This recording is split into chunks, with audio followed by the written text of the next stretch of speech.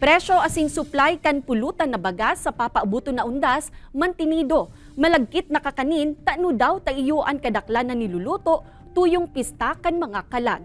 Aramon tayan sa report ni Chris Novello. Ngunya napapaabuto na undas, day mawawaraan mga pagkaka na malagkit na gibo sa rice flour o pulutan. Kabali digdian mga kakanina suman, biko, balisuso, binutong asin iba pa. Alagad taano daw tainian ko mo na pigpe-preparar, tuyong maabot ang pistanin mga kalag. Ang pagkakaning mga malalagkit, iyon na yan itong influence kan mga Chinese. Kasi this is also the time for us to reunite with family members.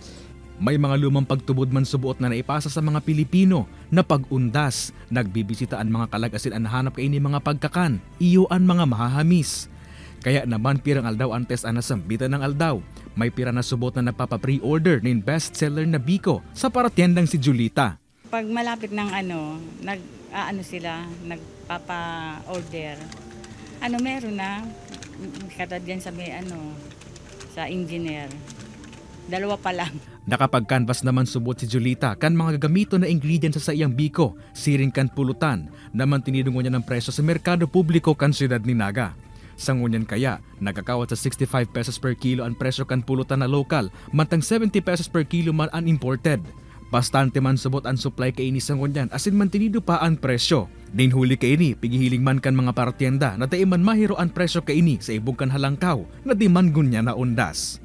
Kay baran si Carlo Abunita, Chris Novello, Balitang Bicolandia.